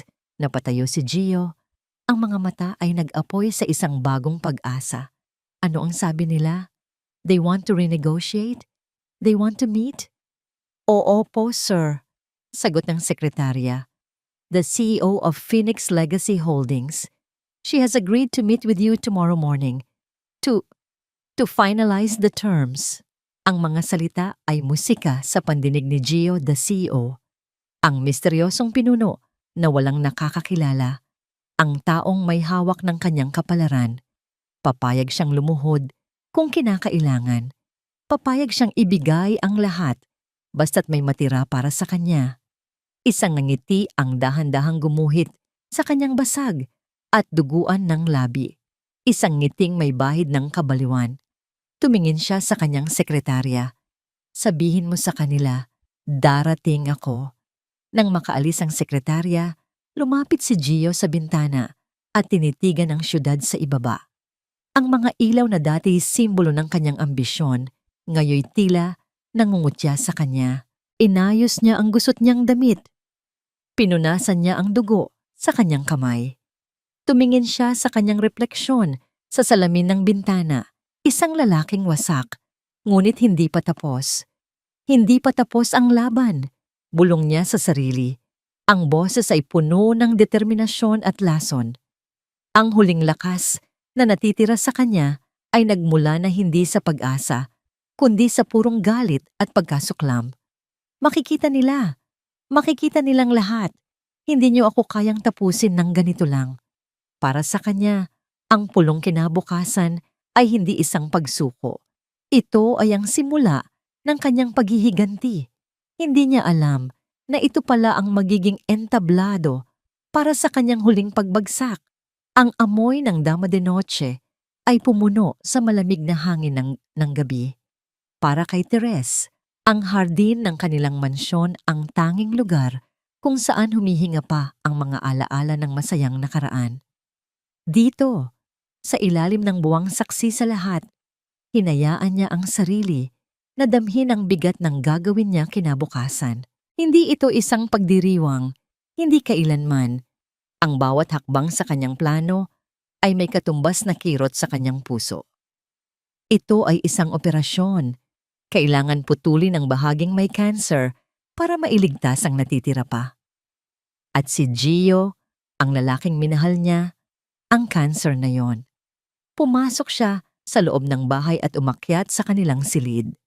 Natutulog na si Gio, ngunit ang kanyang pagtulog ay hindi mahimbing. May mga ungol na kumakawala sa kanyang bibig. Ang kanyang katawan ay hindi mapakali. Tinitigan niya ito saglit. Ang dating gwapong mukha nito ay gusot dahil sa stress at galit. Ang dating mapagmahal na mga kamay ay nakakuyom kahit sa pagtulog. Isang estranghero. Iyan na lang siya. Dahan-dahan, para hindi makagawa ng ingay, binuksan niya ang isang baul sa paanan ng kanilang kama. Ang baul ng mga alaala. Sa ibabaw, naroon ang isang album ng mga litrato. Binuklat niya ito sa unang pahina. Ang kanilang larawan sa kasal. Si Gio, nakangiti ng pagkatamis-tamis, ang mga mata ay nangangako ng habambuhay. At siya, nakatingin dito na may lubos na pag-ibig at pagtitiwala. Isang babaeng naniwala sa isang kasinungalingan. Hinaplos niya ang larawan. Hindi galit ang naramdaman niya, kundi isang malalim na lungkot. Isang pagluluksa, hindi para sa lalaking natutulog ngayon sa kanilang kama, kundi para sa lalaking nasa larawan. Ang lalaking marahil ay hindi naman talaga umiral, o kung umiral man, ay matagal nang namatay. Isinara niya ang album. Tapos na ang pagluluksa. Kinuha niya ang kanyang telepono at lumabas sa balkonahe. Dinial niya ang numero ni Ramon. Isang ring lang, sinagot na nito. "Ma'am Teres?" Magalang na bati nito. "Handa na ba ang lahat para bukas, Ramon?" Tanong niya Ang boses ay kalmado habang nakatingin sa mga ilaw ng syudad. Opo, ma'am. Nakaset up na po ang buong boardroom. Ang legal team ay naka-standby. Ang security detail ay nasa pwesto na. Hinihintay na lang po namin ang utos ninyo. Sagot ni Ramon. Huminto ito saglit at nang muling magsalita, may bahid ng pag-aalala sa boses nito. Sigurado po ba kayo, ma'am? Wala nang atrasan ito. Isang maliit na ngiti ang sumilay sa labi ni Teres. Isang ngunang ngiting hindi ng saya, kundi ng kapayapaan. Ang kapayapaan na dulot ng isang desisyong hindi na mababali pa. Mas sigurado ako ngayon kaysa kailanman, Ramon, sabi niya. Hindi ito pag-atras. Ito ay pagsulong. Oras na para itama ang lahat. Thank you for everything. Lagi po akong nasa likod ninyo, ma'am, sagot ni Ramon nang may katapatan. Pinatay niya ang tawag. Huminga siya ng malalim. Nilanghap ang hangin ng gabing nagbabadya ng pagbabago. Pumasok siyang muli sa silid at dumiretso sa kanyang walk-in closet. Nilagpasan niya ang hanay ng mga simpleng bestida at blusa na karaniwan niyang isinusuot. Ang uniforme ng pagiging sitesa. Sa pinakadulo ng aparador, nakabalot sa isang itim na garment bag, naroon ang kanyang baluti. Dahan-dahan niya itong inilaba. Isang charcoal gray power suit na gawa ng isang sikat na designer sa Milan. Perpekto ang pagkakatahi, matalim ang mga linya. Isang kasuotang hindi pa kailanman nakikita ni Gio. Isang kasuotang pag-aari lamang ni Therese Alcantara, ang tagapagmana ng Phoenix Legacy Holdings. Inilapag niya ito sa isang silya, handa para sa kinabukasan.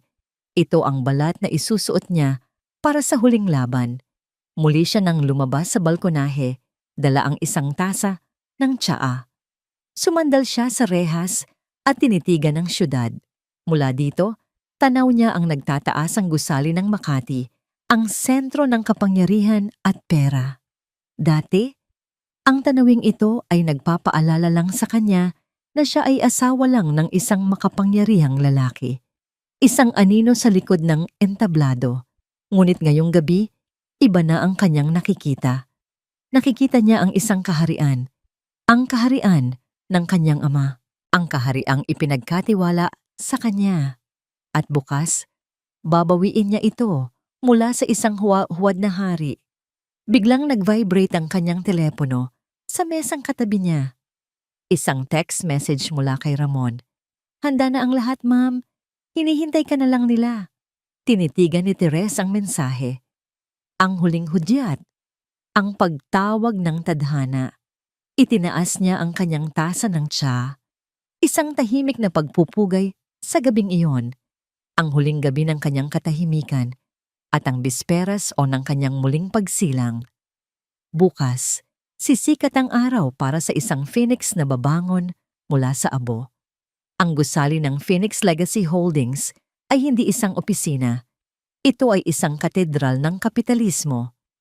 Gawa sa salamin at asero na tila humahalik sa mga ulap, ang bawat sulok nito ay sumisigaw ng kapangyarihang hindi matatawaran. Habang naglalakad si Angelo Gonzalez sa lobby na malawak na parang isang plaza, ang tunog ng kanyang mamahaling sapatos na Italiano ay umalingaw-ngaw. At sa unang pagkakataon sa kanyang buhay, naramdaman niya kung gaano siya kaliit. Ang sarili niyang gusali, ang Gonzalez Realty, ay kagalang-galang. Ngunit ito ay ibang liga. Ito ang mundo ng mga Diyos at siya ay isang mortal na naglakas loob na kumatok sa kanilang pinto. Sumakay siya sa elevator. Ang pagsara ng pinto ay walang ingay at ang pag-akyat nito ay napakakinis na tila hindi sila gumagalaw. Isang tahimik na pag-akyat patungo sa langit o sa impyerno. 70th floor, ang pinakatuktok. Pagbukas ng pinto, isang babaeng nakasuot ng uniforme ang sumalubong sa kanya. This way, Mr. Gonzalez. They are waiting for you. Ang sila ay ang mga natitirang miyembro ng kanyang board na nakaupo na sa paligid ng isang napakahabang lamesang gawa sa itim na mahogany. Ang conference room ay may pader na gawa sa salamin na nagbibigay ng 180-degree na tanawin ng buong Metro Manila. Mula dito, ang syudad ay parang isang laruan lamang. Naupo si Gio sa bakanteng silya sa dulo ng mesa. Ang katahimikan ay mabigat at nakakabingi. Walang bumati sa kakanya. Ang kanyang mga dating kasamahan ay nakayuko. Iniiwasan ang kanyang tingin. Sila ay mga kapwa-akusado. Naghihintay ng kanilang hatol. Sinubukan ni Gio na ayusin ang kanyang kurbata.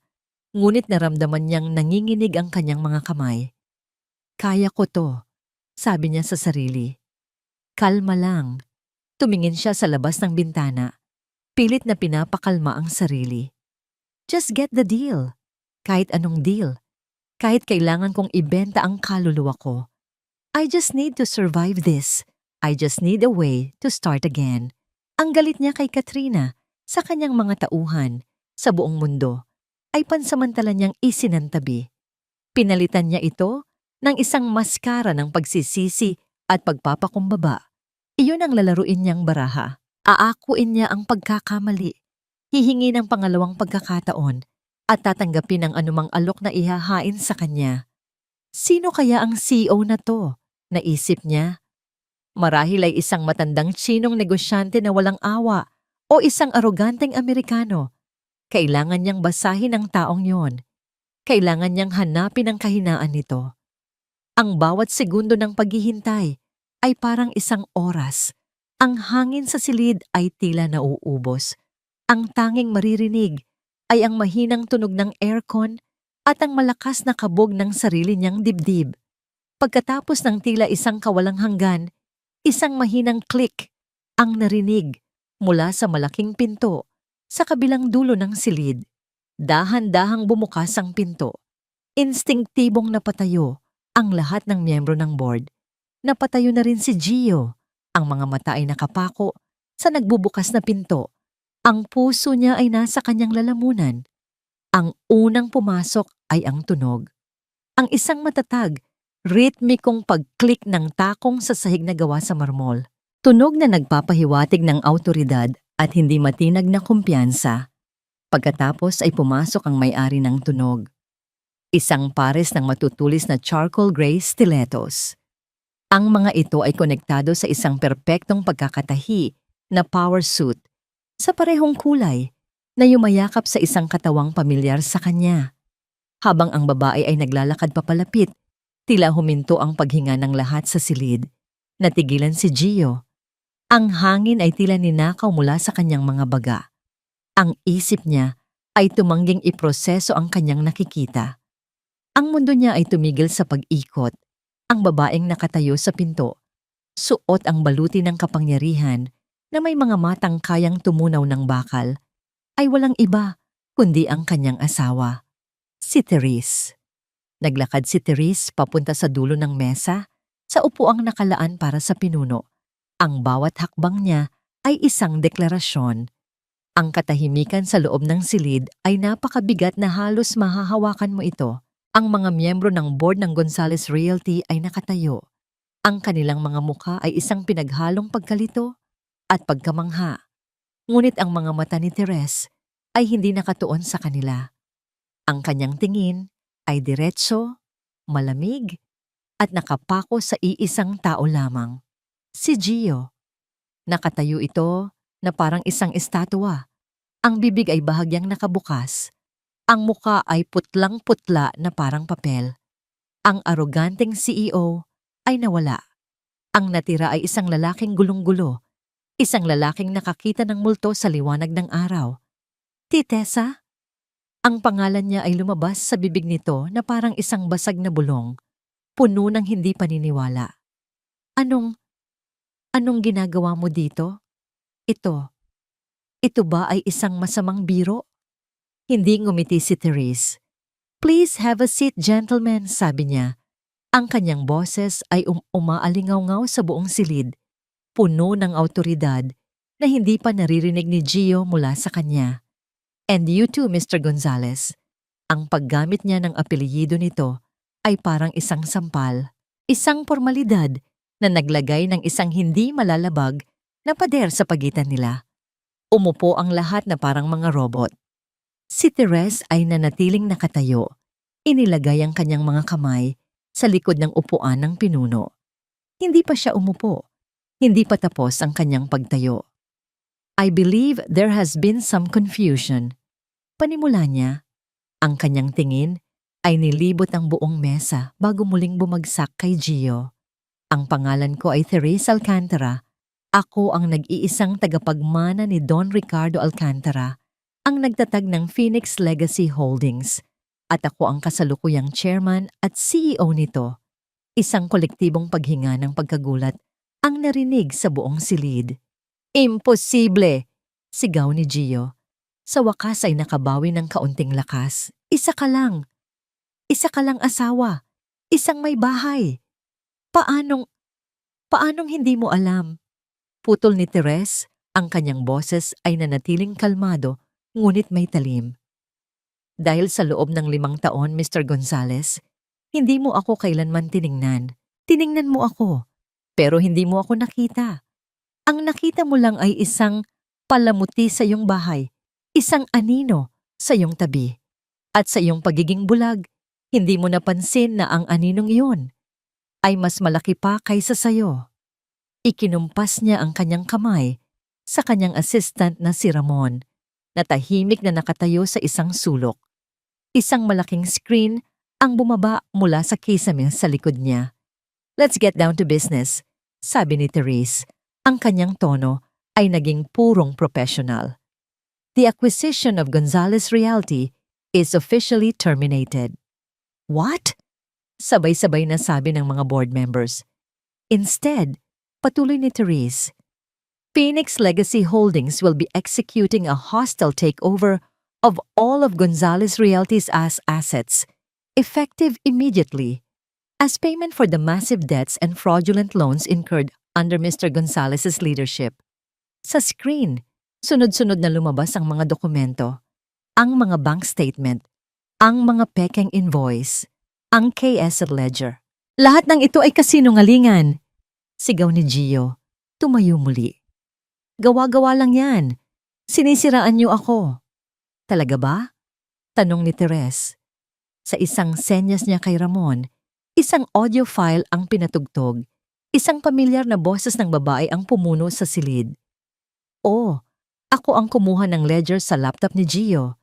Ibinigay ko sa tao ninyo kapalit ng pera at kalayaan. Pagod na ako sa mga pangako niya. Niloko niya ako. Niloko niya ang lahat. Ang boses ni Katrina Sandoval, isang recorded confession na nakuha bilang bahagi ng isang immunity deal na inalok sa kanya ni Ramon kapalit ng kanyang testimonya. Napatulala si Gio. Para siyang sinaksak ng paulit-ulit. Ang huling piraso ng kanyang mundo ay gumuho. Si Therese ay naglakad mula sa likod ng mesa, papalapit sa kanya. Bawat hakbang ay mabigat at may layunin. Huminto siya sa mismong tapat niya. Sa unang pagkakataon, tiningnan niya ito ng diretso sa mga mata at ang nakita niya doon ay hindi galit. Ang nakita niya doon ay isang bagay na mas masakit pa. Awa. You didn't just underestimate your wife, Mr. Gonzales, sabi niya. Ang boses niya ngayon ay isang bulong na silang dalawa lang ang nakakarinig. You underestimated the daughter of the man who built this empire. Ang lalaking nagtiwala sa'yo at ang tiwalang iyon ay sinira mo. Tessa, patawarin mo ako. Pakiusap ni Gio, ang kanyang boses ay basag. Ang luha ay nagsisimula ng mamuo sa kanyang mga mata. Please, gagawin ko ang lahat. Umiling si Therese. Huli na ang lahat, Angelo. At sa huling pagkakataon, ginamit niya ang kanyang unang pangalan, isang huling paalam sa lalaking minsan niyang minahal. Lumayo siya at bumalik sa dulo ng mesa. Umupo siya sa upuan ng kapangyarihan. Ito ay perpektong akma sa kanya. Tumingin siya sa mga gwardiyang nakatayo sa may pinto. Dalhin niyo na ang basurang ito palabas. 2 unipormadong gwardiya ang lumapit kay Gio. Hinawakan nila ang magkabilang braso nito. Hindi niyo pwedeng gawin sa akin to. Bitiwan niyo ako. Tessa, Teres, pakiusap. Ang kanyang mga sigaw at pagpupumiglas ay walang saysay. Kinaladkad siya palabas ng silid, ang kanyang mga sigaw ay unti-unting humina hanggang sa tuluyan nang naglaho. Sa loob ng conference room, ang naiwan ay isang nakakabinging katahimikan. Lahat ng mga mata ay nakatuon kay Therese Alcantara. Ang babaeng akala nila ay isang anino. Ang babaeng namo ngayon ay reyna sa kanyang trono. Nang sa wakas ay umalis na ang mga natitirang miyembro ng board. Ang kanilang mga mukha ay puno ng takot at respeto. Naiwan si Therese na mag-isa sa malawak na conference room. Ang adrenaline na dumaloy sa kanyang mga ugat kanina ay unti-unti nang nawala. Ang naiwan ay isang malalim, nakakapagod na katahimikan. Hinubad niya ang kanyang sapatos. Ang mga paa niya, na hindi sanay sa matataas na takong, ay kumikirot. Naglakad siyang nakayapak sa malamig na sahig na marmol papunta sa bintanang salamin. Mula sa 70th floor, ang syudad ay isang kumikinang na dagat ng mga ilaw. Ang mga sasakyan sa ibaba ay parang mga langgam lamang. Napakaliit, napakalayo. Sumandal siya sa malamig na salamin, pinikit ang kanyang mga mata. Tapos na. Ang plano na binuo niya sa loob ng 2 taon, ang bigat na dinala niya sa kanyang dibdib, ang sakit na itinago niya sa likod ng bawat ngiti, lahat ay nagwakas na. Ma'am? Minulat niya ang kanyang mga mata. Nakatayo si Ramon sa may pinto, may dalang isang manipis na folder. Pasensya na po sa istorbo, sabi nito. Ayos lang, Ramon. Pumasok ka. Sagot ni Therese. Ang boses ay pagod ngunit mahinahon. Lumapit si Ramon. Nasa police custody na po si Mr. Gonzales. Ang NBI na po ang bahala sa kanya. Pinoproseso na po nila ang kasong economic sabotage at estafa. Tumango si Therese. Good. And Miss Sandoval? Nakaalis na po ng bansa kaninang umaga. Gaya po ng napag-usapan, nag-iwan po siya ng sworn statement bago umalis. Hindi na po natin siya muling makikita. Muli, tumangulang si Therese. Ang mga piyesa ng kanyang plano ay nalagay na sa kani-kanilang lugar. Lahat ay tapos na. Inabot ni Ramon ang folder na dala nito. Ano to? Tanong niya. Ang huling piraso po, ma'am, sabi ni Ramon. Annulment papers. Naka-file na po. Kailangan na lang ng pirma ninyo. Binuksan ni Therese ang folder.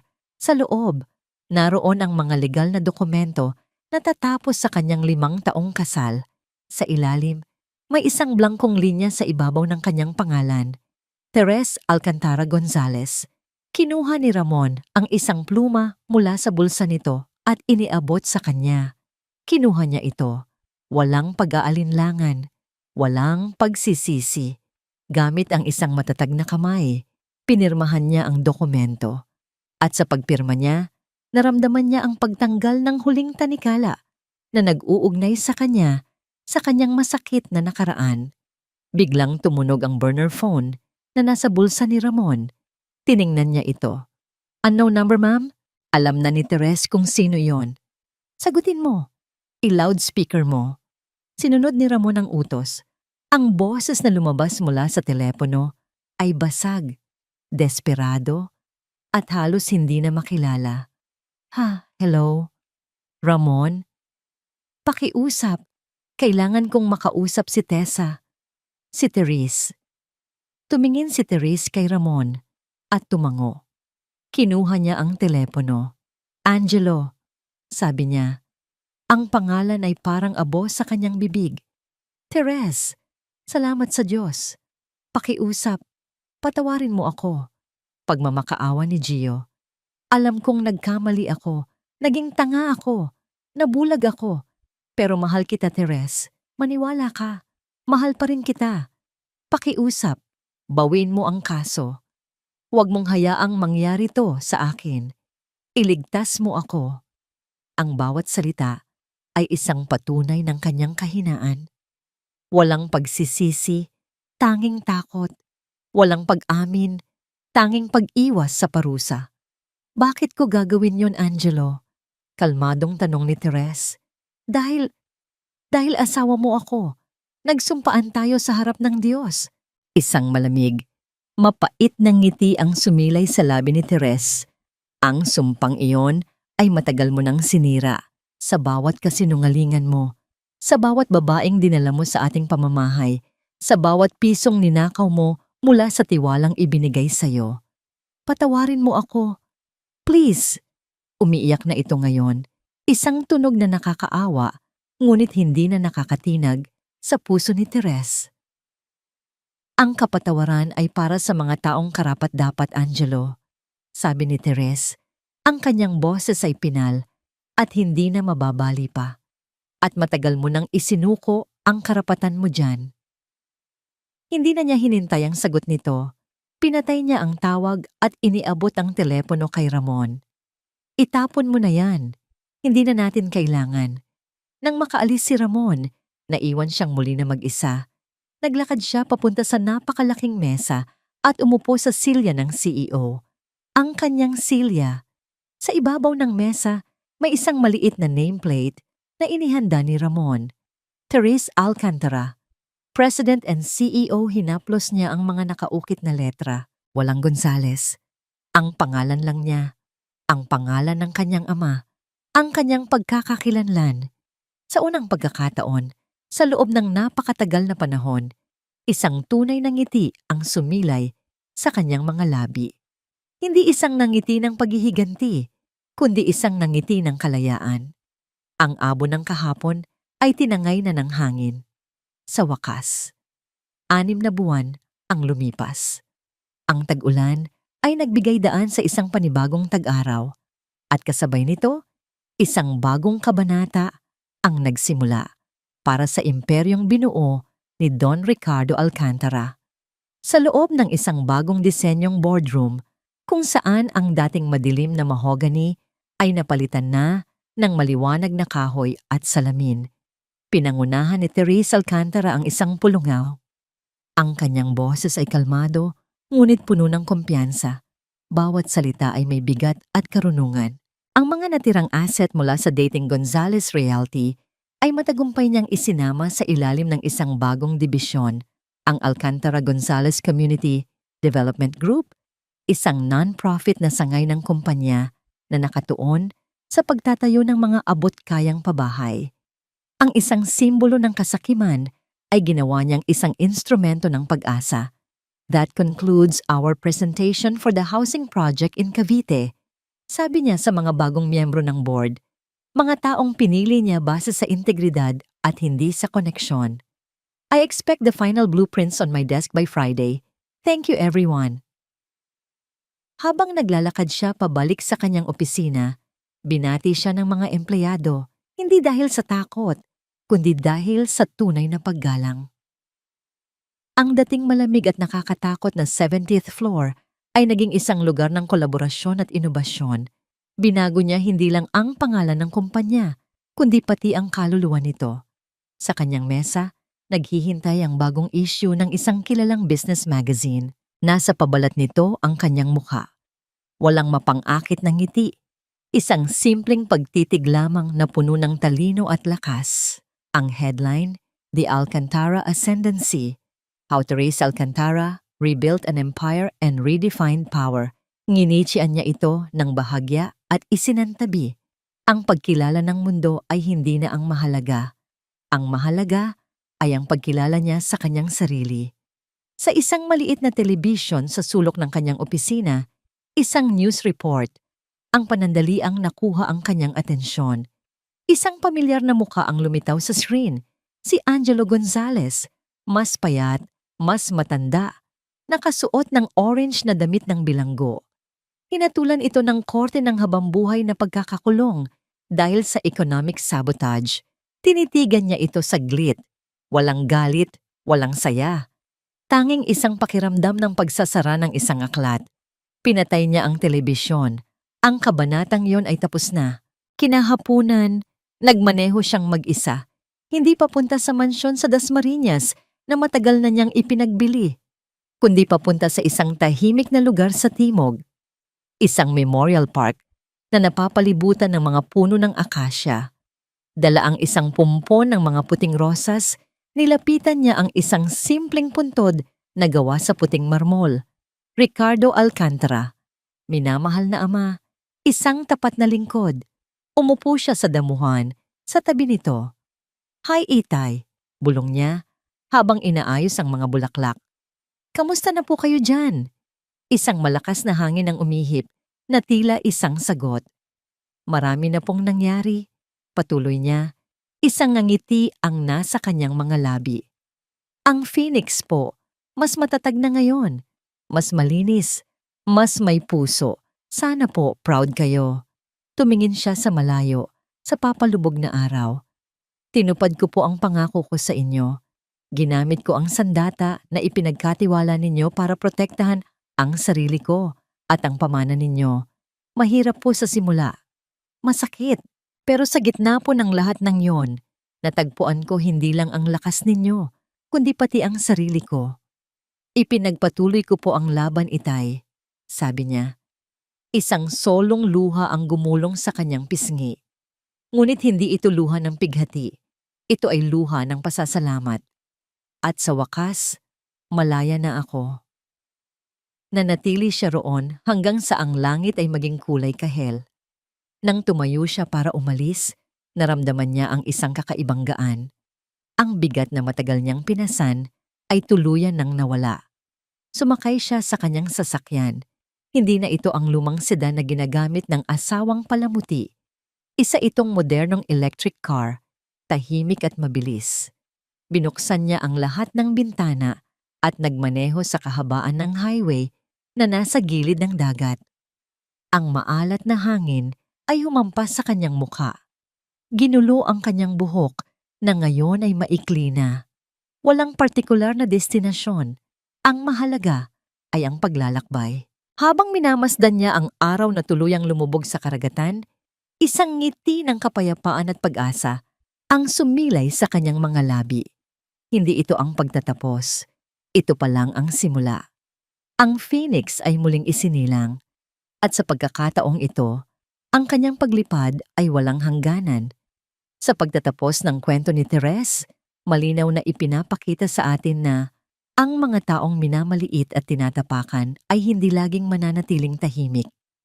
Ang kasamaan na itinago sa likod ng kayabangan, kapangyarihan, at maling pagtingin sa kababaihan ay may hangganan at darating ang sandaling ang mismong biktima ang magiging hukom. Ang mga traidor at tiwaling gumamit ng pag-ibig at tiwala para sa pansariling interes ay naharap sa kaparusahan, habang ang isang babaeng matiyaga at matalino ay ginantimpalaan ng hustisya at sariling kalayaan. Ngunit higit pa sa paghihiganti, ang kwentong ito ay tungkol sa muling pagsilang. Pinatunayan ni Therese na ang tunay na lakas ay hindi kailangang isigaw. Minsan, ito'y tahimik na hinuhubog sa mga taon ng pagtitiis, pagkatuto, at tamang oras ng pagkilos. Ang Phoenix Legacy ay hindi lamang simbolo ng kapangyarihan, kundi ng isang babaeng muling isinilang mula sa abo ng paghamak. Ngayon, mga minamahal naming tagapakinig, nais naming itanong sa inyo, kung kayo ay patuloy na minamaliit, pipiliin ba ninyong manahimik o maghanda para sa sariling pagbawi? Naniniwala ba kayo na ang hustisya ay maaaring likhain ng sariling talino at tiyaga? Kumusta po kayo ngayon? Sana'y matatag ang inyong loob at malinaw ang inyong direksyon. Maraming salamat sa patuloy ninyong pagsuporta at pakikinig. Ibahagi ninyo ang inyong saloobin sa comments. Narito kami, tunay na nagmamalasakit at handang makinig sa inyong mga kwento.